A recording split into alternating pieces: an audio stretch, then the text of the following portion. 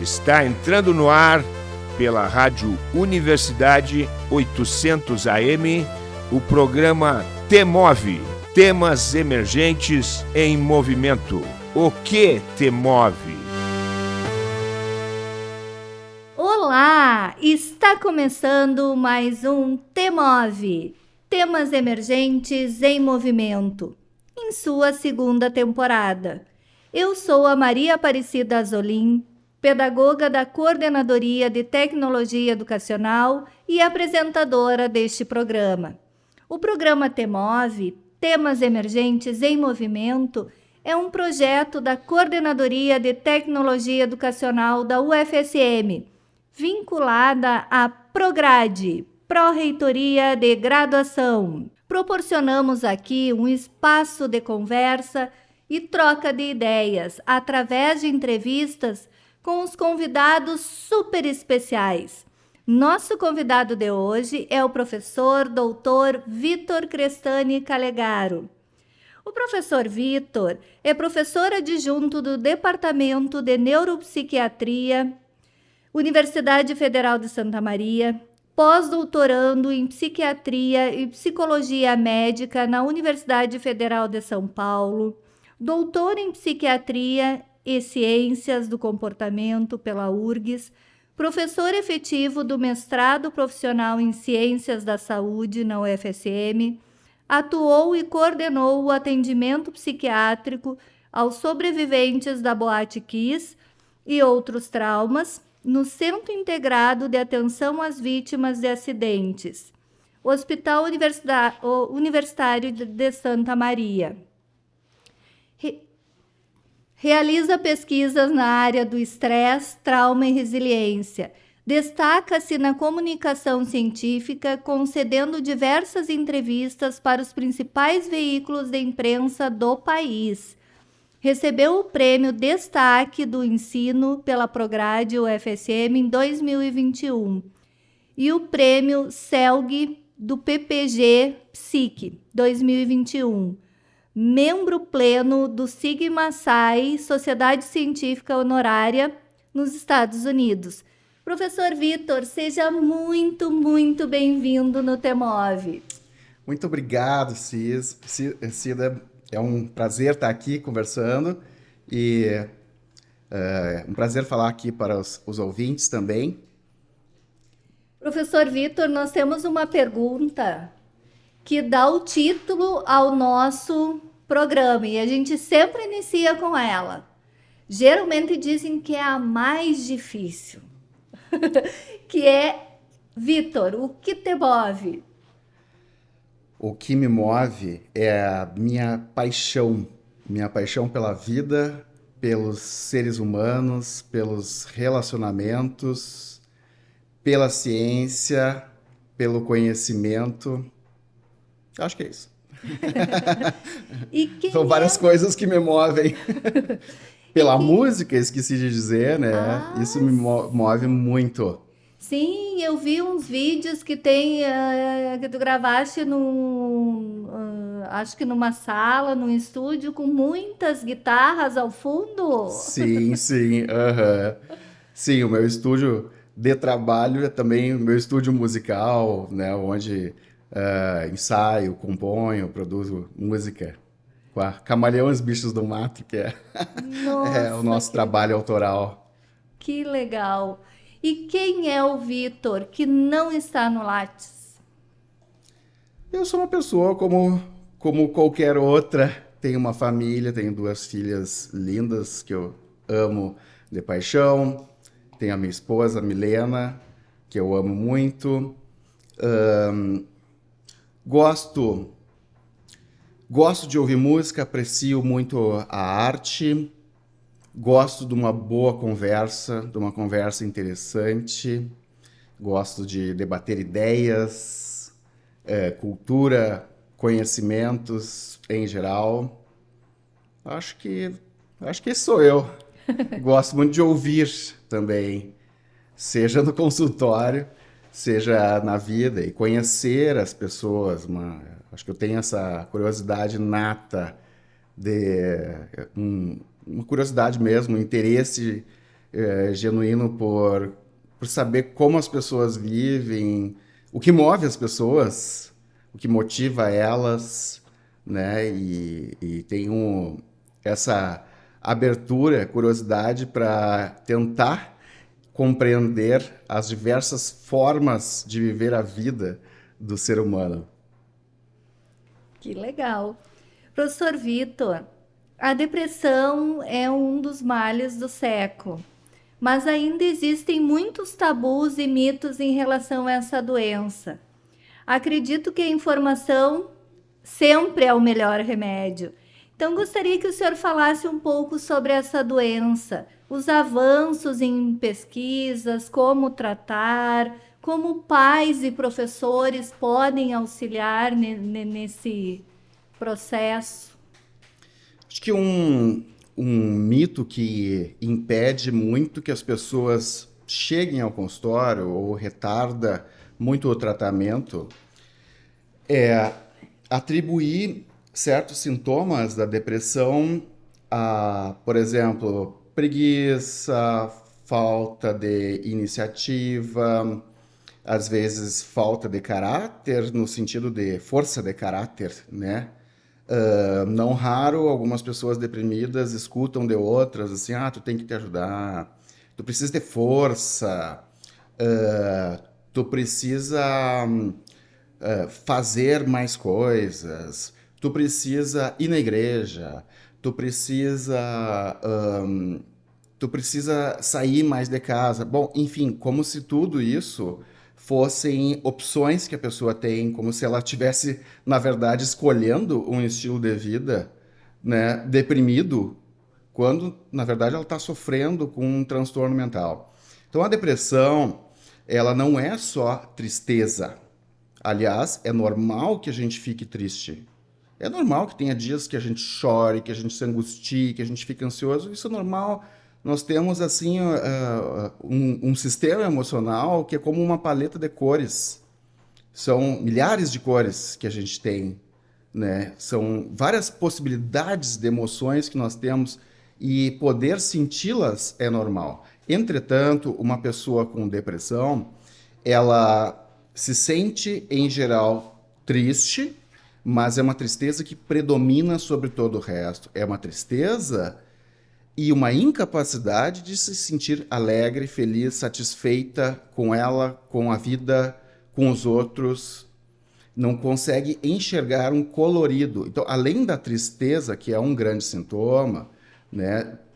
É um grande sintoma, mas a perda dessa capacidade de sentir coisas, né, positivas, que é essa anedonia, ela pode ser tão presente quanto tristeza, ou até mais. Tem pessoas que até nem têm tanta tristeza, mas é muito mais a perda do prazer nas coisas, e não percebem tanto esse sentimento de tristeza.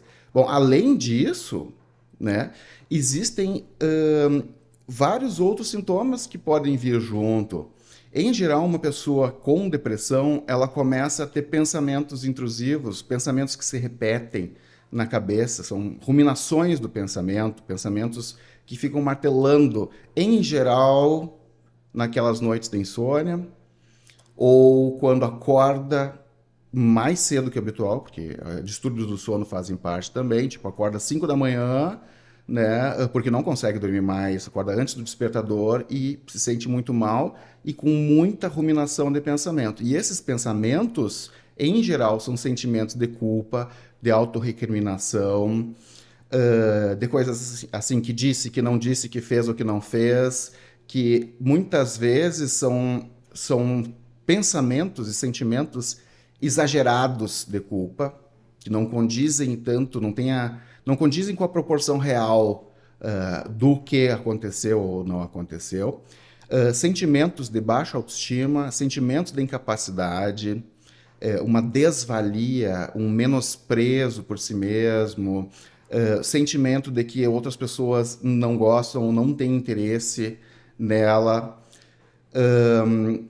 Isso tudo junto, invariavelmente, acaba chegando um momento que a pessoa pensa que parece que a vida não tem sentido, qual é o sentido de viver desse jeito se eu não me sinto bem? E aí isso vai crescendo em uma proporção maior, num grau maior, acaba tendo pensamentos mesmo de suicídio, né? Será que não seria melhor terminar com tudo? Não só o pensamento de suicídio, não só por não ver sentido em viver desse jeito, mas também como uma tentativa de acabar com esse grau de sofrimento. Com a dor, né? Então, enfim, todo paciente deprimido acaba pelo menos tendo algum momento que começa a refletir se a vida vale a pena, qual é o sentido, pelo menos qual é o sentido disso que eu estou vivendo, né? Mas isso tem graus, né? Um grau mais alto chega a pensamento de suicídio. Então são várias coisas assim, sem contar os sintomas físicos, né? A perda da atenção, da concentração, então a pessoa tem uma dificuldade maior para estudar, para trabalhar, vem junto a dificuldade de memória, a insônia, o cansaço, a irritabilidade. O cansaço pode ser mesmo tendo dormido 8, 10, 12 horas, mas ainda parece que tinha que dormir mais, né? Ainda pior em quem tem muita insônia, dorme 2, 3, 4 horas por noite, assim. Então, são várias coisas, certo? É como que a depressão ela vai fazendo com que a pessoa não enxergue mais o colorido da vida, tudo vai ficando preto e branco, mesmo coisas que a pessoa gostava, costumava fazer, mas também é como se ela fosse entrando dentro de uma caverna escura, que ela não consegue mais enxergar a luz, e vai a luz do fim do túnel, assim, vai ficando pequenininha, até só que... vê sombras, como só o vê mito uma da sombra, caverna. exato. E não é uma escolha, né? Vai sendo muito difícil para a pessoa pensar em alternativas. Também uma coisa que acontece que é super importante é a perda da energia, junto com esse cansaço, insônia, tristeza. Então, a desmotivação, a falta de vontade, da iniciativa é algo muito comum na depressão, são raras exceções. Então, a força, a vontade para fazer as coisas, para sair de casa, para trabalhar, para praticar uma atividade física, vai reduzindo. Mesmo que ela queira, mesmo que ela saiba que ela precise sair, ela até quer ir naquele jantar, ir numa festa, confraternizar, ela, na verdade, ela gostaria de ter a vontade de ir, porque ela sabe que é bom, ela sempre fez, gostava, mas ela não sente mais energia, ânimo para fazer isso e acaba ficando em casa, né, se isolando das outras pessoas, se isolando cada vez mais. Então, a depressão, assim, a gente sabe que não é algo somente psicológico. Existem fatores psicológicos, certas predisposições, sim, né, relacionadas à personalidade, né, dos indivíduos, mas são muito fortes os fatores biológicos, genéticos. Genéticos que eu digo assim, uma história na família de problemas de ansiedade, de transtorno bipolar, transtorno esquizofrênico, né, esquizofrenia, depressão mesmo, abuso de álcool, né, são coisas genéticas. Então, assim, falando nesse sentido genético-biológico, se há essa história familiar, né, é como que a pessoa carrega uma vulnerabilidade genética, que pode ser que ela desenvolva depressão na vida ou não, mas aí em alguns momentos, certos fatores externos acabam desencadeando o episódio depressivo. Não necessariamente tenha que ter um desencadeante externo. É muito comum, mas tem vezes que são pessoas que chegam no consultório e dizem, mas está tudo bem na minha vida, eu não tenho do que me queixar, mas eu não consigo me sentir bem, né? Às vezes também não se evidenciam fatores externos, assim, desencadeantes importantes. E é algo que vai surgindo, né? Não é, volto a dizer, não é uma escolha, né? Não nasce disso, de escolhas, simplesmente uma depressão, né? E a gente sabe que depois, no processo da depressão, há componentes assim inflamatórios, há componentes neuroendócrinos, há componentes químicos, neuroquímicos, né? De forma que não é só uma química cerebral que é, isso muita gente sabe, né? Problema relacionado à serotonina, etc. Mas também tem outros processos que acontecem. Um processo de estresse oxidativo que leva a uma inflamação em membranas dos neurônios, membranas celulares e intracelulares, que vão danificando as células, certo? Não só no cérebro, mas há uma repercussão sistêmica no corpo também. Então, há um adoecimento, de fato, da mente e do corpo. E é um processo patológico que necessita de tratamento.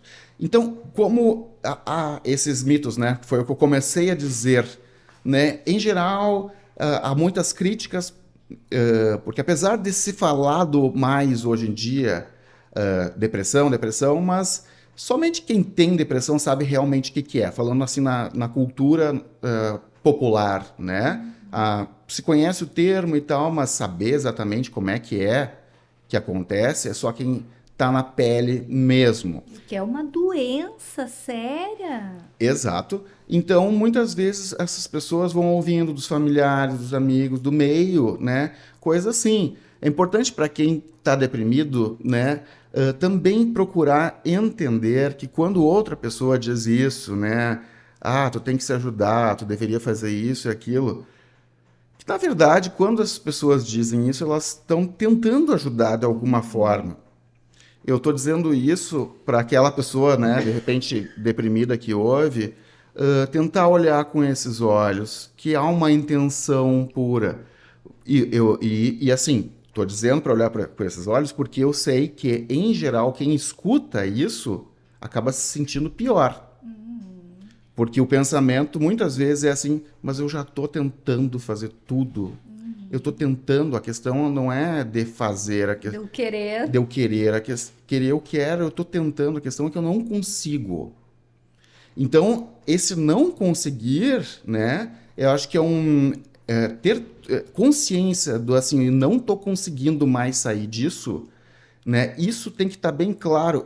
Se a pessoa, não falando só da depressão agora, de vários problemas, ansiedade, enfim, outras coisas, quando chega nesse ponto eu não estou conseguindo, é hora de buscar ajuda.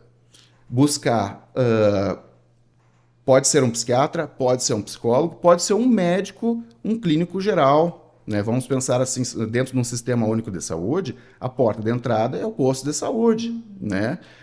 Todo médico estuda isso também, né? Ou deveria, né, estudar dentro das doenças, enfim, também os transtornos mentais, né? Então, é uma doença médica. O tratamento, por exemplo, de depressão, transtornos de ansiedade, o início do tratamento pode ser com um clínico geral num posto de saúde. Isso é preconizado pela Organização Mundial da Saúde, porque se sabe que esses dois grupos de transtorno, né, depressão, transtornos de ansiedade, são os mais prevalentes na população mundial e estão aumentando a prevalência ao longo do tempo. Né? Desde os anos 70, que tem medidas de prevalência, se sabe que está tendo um aumento. Não é eu estou dizendo que não é simplesmente um aumento do número de pessoas, porque a população aumentou também. Não, estou dizendo a proporção de pessoas que sofrem desses problemas está aumentando, de forma que, se fosse tratar todo mundo que precisa, não tem psiquiatra, psicólogo suficiente, então a Organização Mundial recomenda o início do tratamento dentro da unidade básica, né? Que é o primeiro lugar que a pessoa pode buscar, se for no SUS, né? Ou buscar direto ajuda com um psicólogo ou com um psiquiatra. Professor, o senhor colocaste dessa questão assim, ó, né, dos mitos que existem. esse ideal de felicidade, como se as pessoas devessem ser felizes 24 horas por dia, como em comercial de margarina, não contribui para que as pessoas se deprimam ou que demorem a se dar conta que precisam de ajuda. Ou Contribui. essa questão das redes sociais demonstrar assim que a felicidade é como o senhor colocaste, né? Que nós temos momentos, né? E eu acredito que a felicidade, nós temos momentos de felicidade, assim como nós temos momentos de tristeza, tem momentos que a gente tá, né? Quer largar tudo pro alto, que eu acho que faz parte, né? Exato. Só que nas redes sociais nos vendem e a gente compra, né? A grande maioria, principalmente os jovens, eu acredito, esse ideal de felicidade. Exatamente. Né? O que antes, né, aparecia no comercial de margarina, que a gente usa essa expressão, hoje, na verdade, é Instagram, né? É a vida do Instagram. Então, o que acontece? Em geral, nas redes sociais, as pessoas tentam mostrar algo melhor ou mais do que realmente é, né? Aquilo que está no Instagram, né? no Facebook, né? Enfim, nas redes sociais, aquilo é tudo muito fake, né? Não é... Quando a gente olha uma foto ali, aquilo não representa necessariamente a vida daquela pessoa. Muito frequentemente, inclusive, né, existem muitas maquiagens virtuais aí, photoshops da vida, etc, né? Bom, é claro que as pessoas vão tentar mostrar, exibir, né, coisas positivas. Para quem está deprimido, né, olha aquilo, ou tá no início mesmo uma depressão, natural que vem aquele pensamento de comparação. Essa comparação vai desde comparar aquelas imagens que essa pessoa está vendo com a sua vida, mas vai também comparação de likes. Ah, mas eu posto uma coisa que nem pouca gente curtiu o meu comentário, curtiu minha foto e tal, né? São coisas assim, esse é um fenômeno contemporâneo. De fato, isso influencia e influencia mais quanto mais jovem. Então, existem estudos que mostram, né, essa repercussão da utilização de redes sociais, particularmente por crianças e adolescentes, tempo da internet, e há uma relação, sim, com depressão, principalmente depressão, mas também transtorno de ansiedade. Bom, inclusive estive revisando sobre isso recentemente, e não é simplesmente assim uma questão causal. Isso, né, por revisões, por grandes estudos, mudou um pouco essa perspectiva do que a gente tinha na década de 2010, agora 2020 para frente. Tem umas coisas que mostram assim que isso não é uma regra, não vale para todo adolescente, por exemplo, né? Mas assim, é danoso para aquele que tem uma vulnerabilidade ou que já tem um certo grau de depressão, mas simplesmente o tempo de uso de internet, de tela, não é algo determinante. Para aqueles que têm uma vulnerabilidade, sim, faz muito mal. Professor, eu tenho algo assim que me preocupa muito e sempre quando eu tenho a oportunidade de falar ou procurar entender ou perguntar sobre isso, os nossos ouvintes já devem ter ouvido essa pergunta, mas é algo que me preocupa muito. A questão das crianças, desde a mais tenra idade, já com acesso às telas. Antes de aprender a falar, caminhar, já sabe manusear um celular. Isso afeta o desenvolvimento psicológico, emocional, físico da criança? Sim, sabemos que afeta de alguma forma, mas uma clareza mesmo sobre isso, do quanto afeta e o que vai influenciar, é só o tempo que vai dizer. Os estudos, então, são incipientes, apontam que sim, afeta, tá?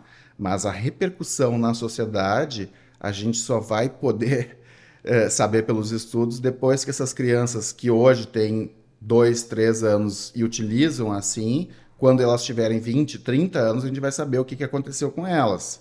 Não tem como prever, né, 100%. Mas, de fato, há estudos que mostram, sim, algumas alterações neuroanatômicas, alterações no funcionamento cerebral, certo?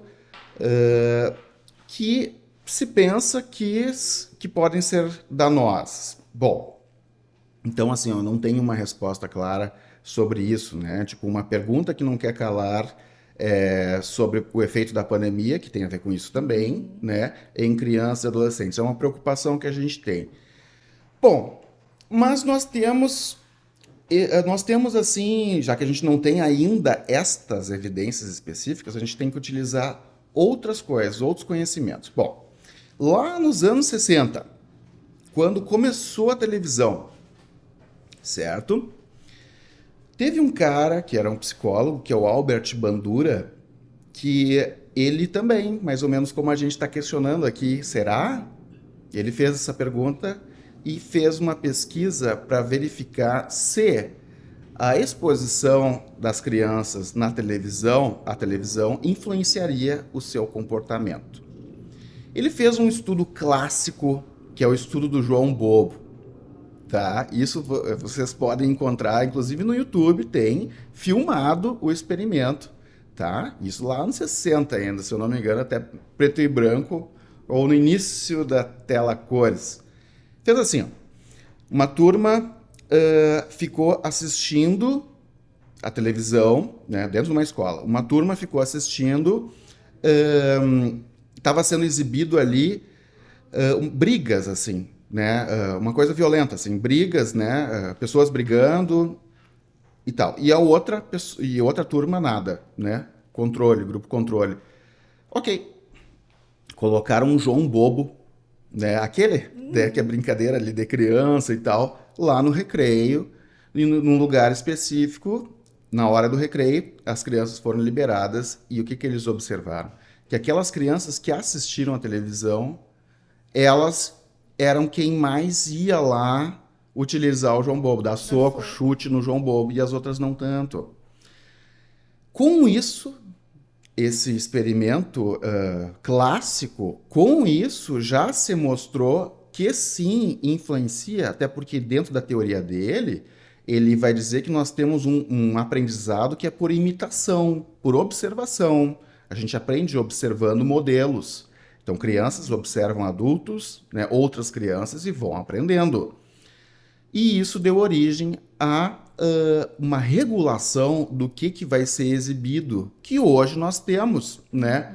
Vê o Netflix, o próprio YouTube tem uma recomendação de idade. Aí eu faço agora a pergunta para os ouvintes para se questionarem. Tá, beleza, tem, né? Se tu tem o teu Netflix lá, tu tem uma família e tu tem, então, no teu perfil 18 anos, né, ou mais. E aí tu tem filhos e tu classifica 10, 12, 14 anos, beleza. Mas aí, se o teu filho quer assistir outra coisa que não tem no perfil dele, é só ele entrar no teu perfil. Quem é que bloqueia isso? Outra coisa, YouTube. YouTube não tem regulação de conteúdo. Até tem, eu sei porque, né, enfim, dentro da pandemia, né, virei meio que youtuber, né? Na verdade, eu coloquei muitas aulas online, né? Subia conteúdos como repositório, e lá tu coloca esse conteúdo para criança ou não, mas não define muito idades, etc. Mas grande coisa, qualquer pessoa entra no YouTube, em qualquer idade, não tem uma regulação. A verdade é essa, não há regulação. E não há regulação da qualidade de conteúdos. Então, paralelo a isso, a gente vê algumas outras coisas acontecendo no nosso mundo. Vocês acreditam que a inteligência humana, por estudos com o QI, né, quociente intelectual, ela foi aumentando ao longo do século passado, de forma que mais perto dos anos 2000, em geral, as pessoas eram mais inteligentes do que em 1900. Só que de lá para cá a coisa inverteu, começou a diminuir, parece que estamos emburrecendo. E se a gente parar e pensar muito bem, né, parar e olhar melhor o que a gente fica horas assistindo nas redes sociais, certo? YouTube, TikToks, etc. Pensem e olhem um pouco. Tá, pode ser engraçado, legal, ok, né, divertido, mas ficar horas, qual é a qualidade desse conteúdo? Se para um adulto, na verdade, isso é um pega-ratão, porque as empresas, enfim, que proporcionam isso, têm intenções muito claras de marketing, né? De utilizar os nossos dados para direcionar campanhas de marketing, que são os anúncios que a gente fica vendo, né? Se como adulto a gente perde a noção do tempo olhando, isso tem a ver com um mecanismo de recompensa que é quase uma coisa aditiva, quase não, muitas vezes é uma coisa aditiva. Vídeos curtos, se entendeu, que nem uma droga. Qual é a diferença da cocaína e do crack? O princípio ativo é basicamente a mesma coisa, só que o crack é muito mais rápido e termina o efeito mais rápido, então vicia mais. O cigarro vicia muito mais até que crack e cocaína, porque é muito rápido, muito efêmero, assim como shorts, assim como vídeos de TikTok, que a gente fica pulando. Então, na verdade, quando a gente faz isso e não se dá conta do tempo que a gente perde, a gente está alimentando um circuito de recompensa que libera dopamina, etc. Né? Então, se como adultos a gente às vezes se perde, o que sobra para as crianças? Então, algumas evidências apontam nesse sentido em crianças pequenas, né, de alterações nesse circuito de recompensa. Volto a dizer, só o tempo, né, vai comprovar se a gente realmente deve se preocupar. Qual é a preocupação? De que estas crianças vão ficar mais vulneráveis, vão ser mais impulsivas, mais imediatistas. E uma das bases para esta hipótese é justamente esse circuito de recompensa alterado, que se isso se comprovar, né, não posso afirmar, mas talvez essas crianças de hoje tenham mais vulnerabilidade mais adiante a diversas compulsões, tanto de uso de substâncias, cigarro, álcool, drogas, quanto outras compulsões, compulsão mesmo por jogo, compulsão por internet, compulsão alimentar e diversos comportamentos compulsivos, né? Nós tivemos há uns dias atrás entrevista com o professor Siddhartha Ribeiro e ele indicou um livro que é o Fábrica de Cretinos Digitais. Não vou lembrar o nome do autor, é um pesquisador francês.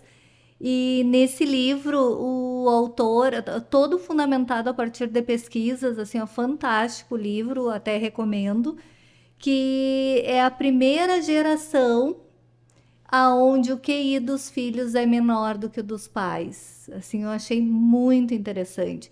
Professora, a nossa conversa tá assim, ó, extremamente agradável, gostosa, de muito conhecimento, mas eu vou ter que chamar um intervalo. Mas rapidinho nós já voltamos com o professor Vitor Crestani Calegari.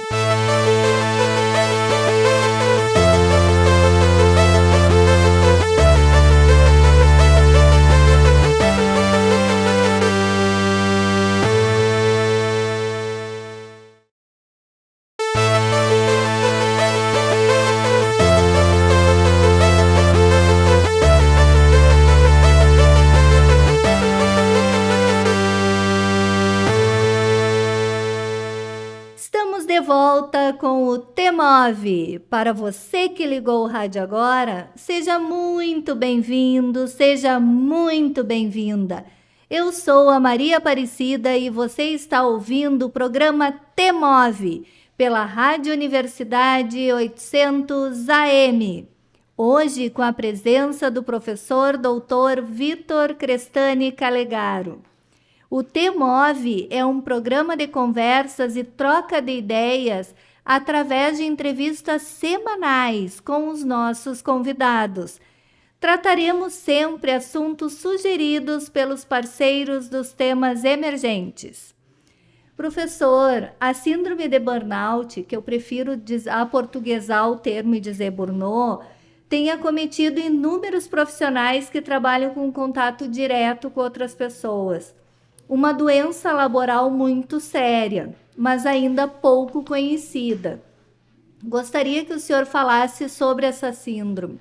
Eu digo que ela é pouco conhecida porque a minha pesquisa de mestrado foi sobre a síndrome de Burnout, que eu fiz uma analogia com um bicho-papão, porque quando a gente conhece o bicho-papão, quando a criança sabe que o bicho-papão, né, é colocado, que é uma criação dos pais, quando ela conhece, ela perde o medo.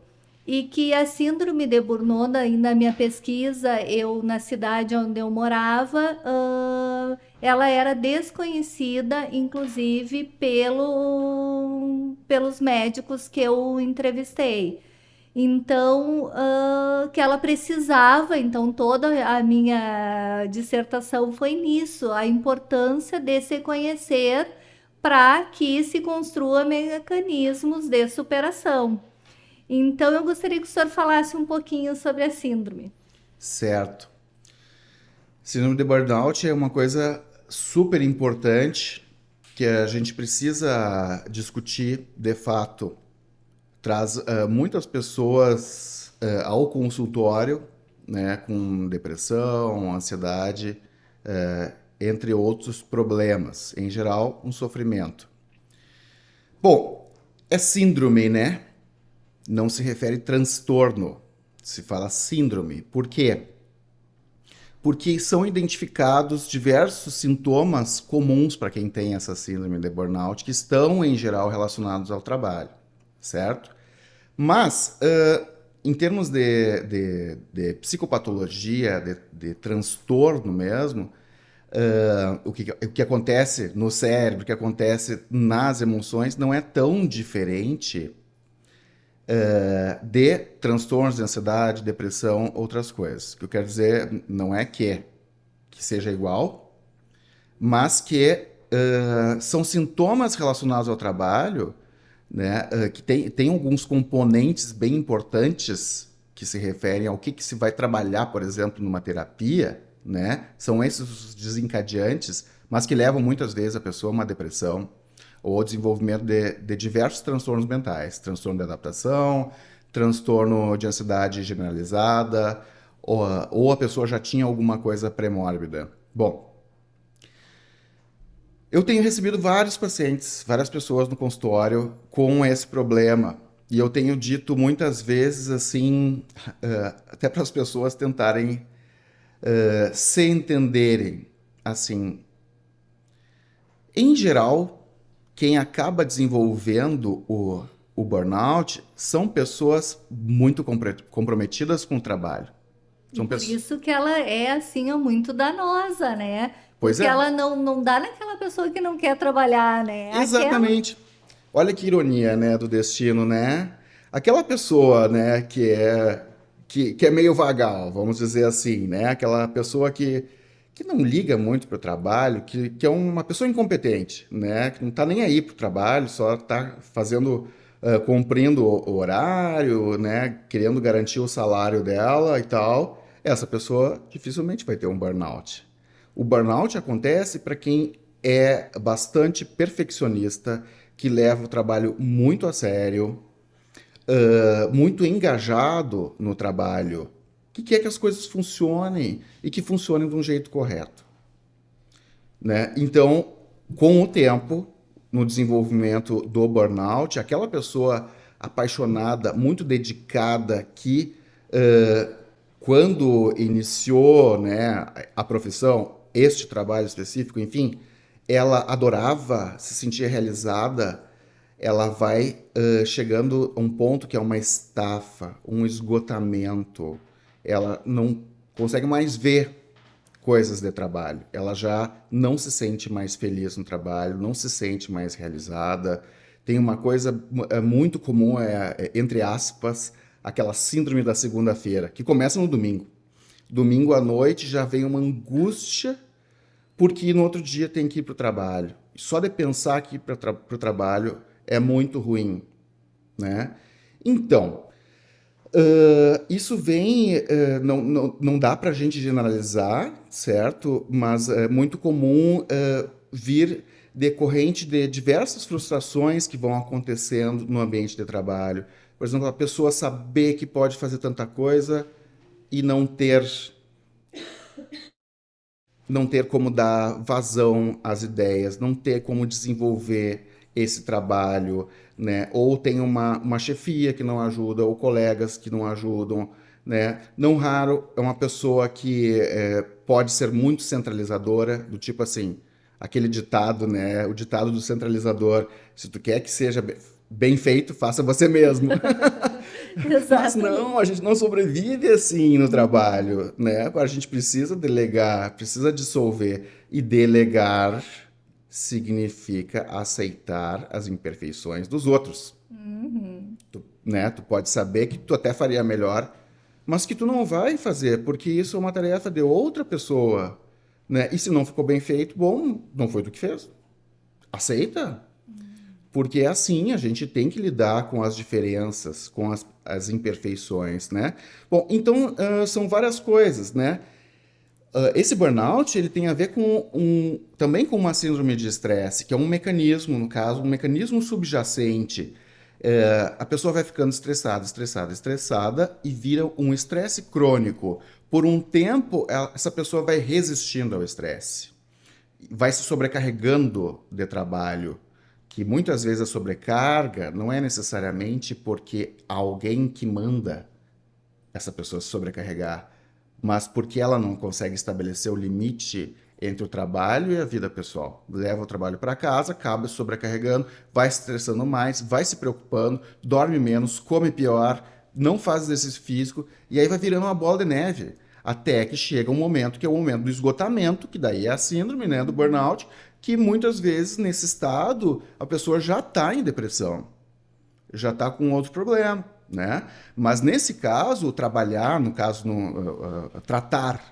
uma pessoa com uma depressão associada ao burnout é muito diferente do que uma terapia, por exemplo, com uma depressão de outras causas mais relacionais, de vida mais íntima, relacionamento familiar, conjugal, né?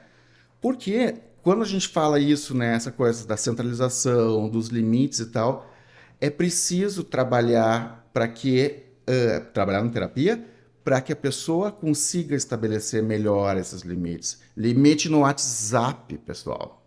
O WhatsApp de trabalho, o WhatsApp virou, da pandemia, né, um instrumento de trabalho e que permanece até hoje. Grupos e mais grupos e mais grupos. Gente, isso não é saudável, né? Bom, para algumas pessoas pode ser, mas se não é saudável para ti, para mim, somos nós que temos que estabelecer limites no próprio WhatsApp.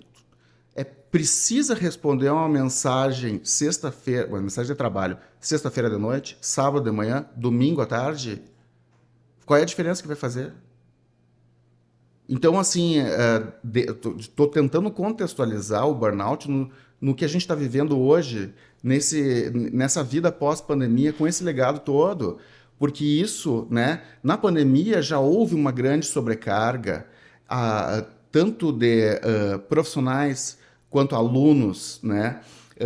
Trabalhei bastante tempo com alunos, estudo a temática e acontece isso. Então, parece que é muita gente que está com esse burnout hoje, né? Esse cansaço mental.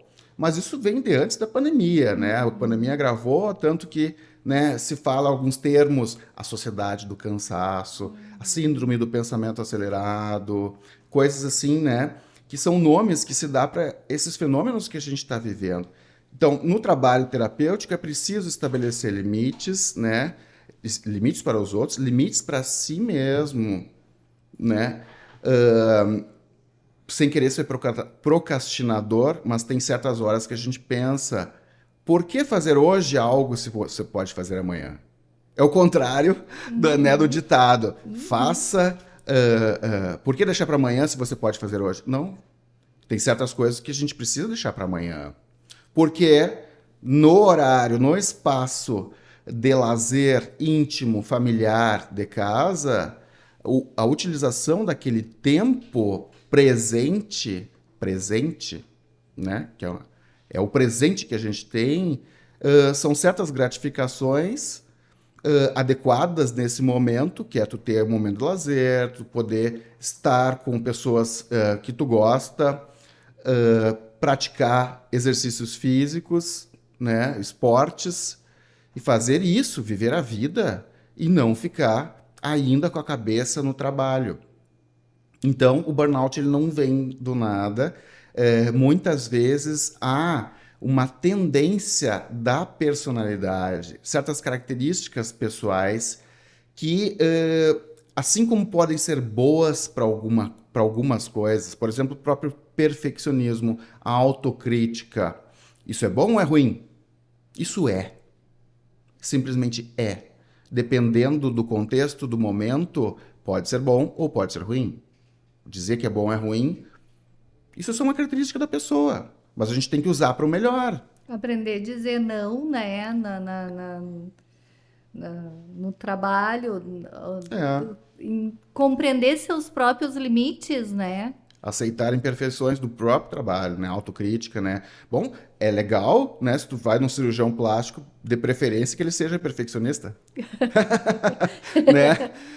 Sim, tem em certos contextos bem moldado esse traço de personalidade, essa característica, pode ser positiva. O problema de um perfeccionismo excessivo é que tem certas coisas que não precisam ser perfeitas. Elas só têm que ser razoavelmente boas. Por exemplo, um processo burocrático para tu conseguir uma verba tal, né? Ou para tu dar andamento a um processo, não precisa ser o melhor.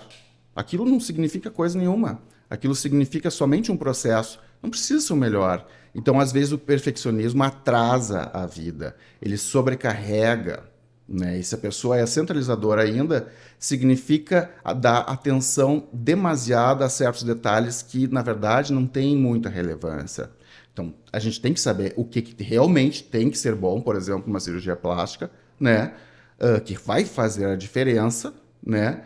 E tem outras coisas que não vai fazer diferença. Mas a gente não pode ser escravo do perfeccionismo, assim como essas outras coisas. Então, normalmente vem de características já da pessoa e que eu costumo pensar assim de uma maneira muito positiva quando a gente trata, quando recebo pacientes no consultório, mesmo pacientes numa depressão grave.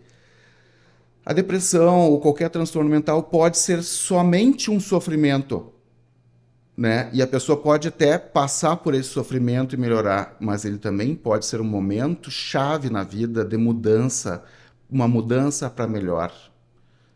A gente pode aprender com esses sofrimentos, a gente pode mudar para melhor com isso. E eu tenho, assim, várias experiências muito gratificantes, também de experiência clínica, de consultório, né? De pessoas que estavam muito mal e que um tempo depois, com tratamento e tal, não somente melhoraram dos seus sintomas, mas vivem melhor hoje do que viviam antes, amadureceram, cresceram, dão mais atenção, mais importância ao que realmente importa e menos importância para coisas que são irrelevantes. Professor, o senhor falou um pouquinho da questão da ansiedade. A gente percebe, assim, crianças com crise de ansiedade, professores relatando crianças com crises de ansiedade, crianças sendo medicadas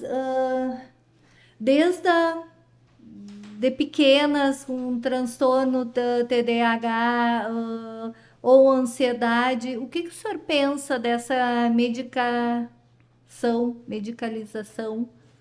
na infância? Aham. Olha, acho que a crítica, né, é que a gente não deve medicalizar o sofrimento humano, né? Mas a gente precisa tratar transtornos. Isso é fato, né? Então, penso o seguinte, bem resumidamente, com relação à medicação, seja em criança, adulto, idoso, tanto faz. Se há um diagnóstico bem feito, né, se há um critério médico, né, bem validado, né, ou seja, foi feito realmente um bom diagnóstico, e se há uma base na literatura, por exemplo, uma orientação, uma diretriz, né, que a gente sabe por evidências que o tratamento vai mudar para melhor, acho que deve ser usado, sim.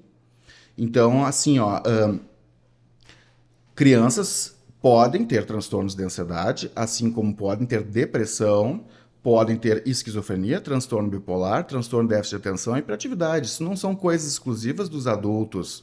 Na verdade, muitos dos nossos problemas começam lá. Hoje, cada vez mais na psiquiatria, se observa, se fala mais do curso de vida em relação aos transtornos mentais. Hoje, com 25 anos, uma pessoa com transtorno depressivo pode ter sido um adolescente com 15 com transtorno do pânico, que pode ter sido uma criança com 7 com ansiedade de separação. Os nomes que a gente dá para as coisas, as síndromes que se manifestam, elas podem ir mudando na vida, mas há um processo subjacente patológico, uma fisiopatologia que envolve também a biologia genética, como eu tinha falado antes, né, que ela pode ser a base para tudo isso que vai acontecendo ao longo da vida. A gente tem evidências robustas hoje para pensar assim. Então, se realmente está indicado, é preciso, né, tratar com um antidepressivo um transtorno de ansiedade lá na infância, quando se faz isso, não está somente tratando o problema que aconteceu lá nos 8, 9, 10 anos, mas se está prevenindo uma trajetória de vida de vulnerabilidade de cada vez mais transtornos mentais. Porque isso a gente sabe. Os transtornos ao longo da vida, principalmente quando não tratados, eles vão somando, agravando e vai ficando cada vez mais difícil de tratar. Certo?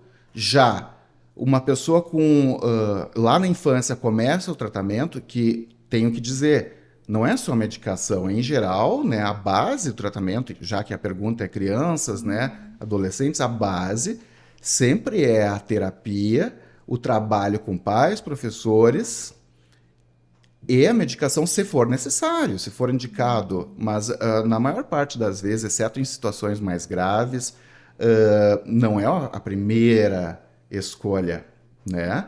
Mas precisa ser considerado. Eu digo isso também porque a gente não pode entrar muito nessa da medicalização, né, e ficar postergando as coisas. É preciso ter um diagnóstico médico, né, fiel, bem feito, porque muda uma trajetória de vida. Porque, Previne. então ele pode desenvolver outras síndromes. Com certeza. Por exemplo, TDAH que tu mencionaste, tá? O TDAH não é simplesmente uma perda de atenção comum, como todo mundo tem um pouco disso, ainda mais hoje em dia, né? Perdeu um detalhe aqui e ali. Não. A pessoa, uma criança com TDAH, vai ser uma criança que vai ter problemas de aprendizagem. Então, pensa comigo. Uma criança que começa lá 5, 6, 7 anos com TDAH, né? Ela não vai evoluindo, aprendendo junto com os colegas. No início, ela pode ter hiperatividade ou até não. Pode ser mais o predomínio do déficit de atenção. Tá. O problema é que essa criança vai crescendo com experiências de fracasso, de extrema cobrança, da qual ela vai tentando e ela não consegue, porque tem algo maior que ela, não é uma escolha de novo. Ela tem um problema de origem biológica, neurológica, que ela não consegue. Como é que se sente depois essa criança que agora tem 15 anos, vendo que todos os colegas, né, que tal, todo mundo mesmo, os amiguinhos, né, iam na casa, tudo antes, aí agora os outros estão indo super bem, essa pessoa começa a reprovar, começa a ter problemas. Depois na faculdade, aqueles amigos todos passaram e ela passou lá no terceiro, quarto, quinto, sexto, sétimo, 10º ano, entrou na faculdade. Acaba invariavelmente levando a sentimentos de baixa autoestima, de incapacidade. Então, assim, ó, na criança a gente vê o TDAH, mas o adulto que chega no consultório, em geral, chega com depressão, transtornos de ansiedade, e se sentindo muito incapaz. Eu tive diversas experiências trabalhando aqui na universidade com alunos, de alunos com essa história que eu estou dizendo, que é a história padrão de quem tem TDAH na infância, e não é só pela minha experiência que eu estou dizendo, isso é comprovado por estudos, tá?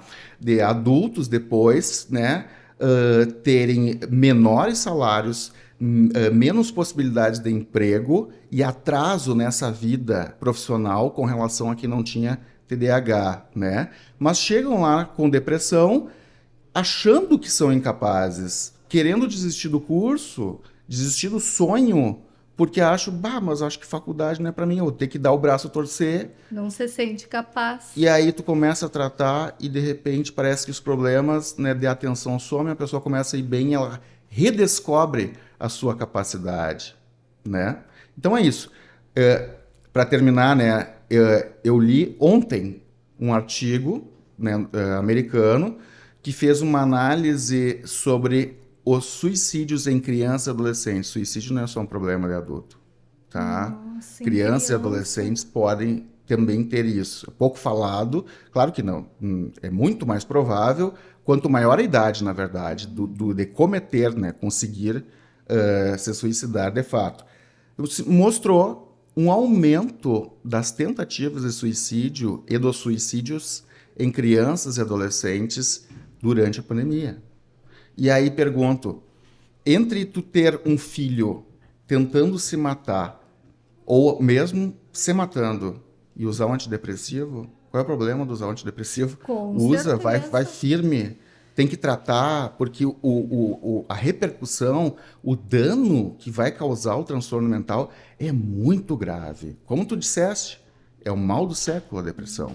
Né? Nunca se falou tanto, são problemas que estão aumentando. A depressão é o principal transtorno, a principal doença relacionada, né, com aposentadoria precoce, com ausências no trabalho, incapacidade laboral. Então, a repercussão da depressão não tratada é muito maior do que somente para os indivíduos, mas traz uma repercussão para toda uma sociedade, inclusive com prejuízos financeiros para uma nação, por exemplo, quando não se trata isso. Não, e os recursos, né, de medicamentos estão aí e avançando cada vez mais, como o senhor disseste, né, tendo o diagnóstico bem feito, tem que procurar os recursos. O que não pode é ficar sofrendo, né? A questão, acho que é ter um diagnóstico bem feito, né? Não simplesmente qualquer problema sair com a medicação, né? Mas ter um diagnóstico bem feito, né? E esses diagnósticos, né, em crianças e adolescentes, em geral, não é somente uma consulta médica, sabe? Em geral, é com um especialista, um psiquiatra da infância, junto com um psicólogo, com também um parecer da escola, com o olhar dos pais. São vários dados para poder afirmar que a pessoa tem mesmo, né, um problema assim. Nossa, professor, gostaria de ter mais tempo para continuar conversando com o senhor. Eu também, tá bem boa a conversa. Eu tô amando, estou aprendendo assim imensamente. Eu tenho certeza que os nossos ouvintes também vão curtir muito o programa e aprender muito contigo. Chamei um pouco de senhor, um pouco de tu. Tu? Para mim tá ótimo. Quero te agradecer assim imensamente por estar aqui conosco, a tua disponibilidade, o teu carinho em aceitar o nosso convite. Eu Muito que agradeço, obrigada. foi um grande prazer mesmo, de coração. Um abraço para quem está ouvindo e, né, vamos cuidar aí da nossa saúde mental, que muitas coisas na vida dependem dela. Vamos cuidar, né, com bastante atenção do nosso bem-estar. O que importa na vida é ser feliz, né? Com certeza. Eu sou a Maria Aparecida Azolim, pedagoga da CTE-UFSM e apresentadora do programa T-Move, aqui na Rádio Universidade 800 AM UFSM. O T-Move conta com a produção da comunicadora social Luísa Peixoto e da diretora da CTE, Lisiane Miller. Trabalhos técnicos de Giano Al e direção de rádio de Jonathan Ferreira. Você pode ouvir novamente essa e as outras edições do nosso programa no YouTube. Acesse lá youtube.com/capacitação digital UFSM. Lembrando, sem o tio e sem o cedilha. Se inscreva no nosso canal, curta e compartilhe. Nós estaremos de volta na próxima semana falando sobre os temas emergentes em movimento, aqui pelos estúdios da Rádio Universidade 800 AM. Obrigada pela sua audiência, que a sua semana seja leve e feliz e até semana que vem.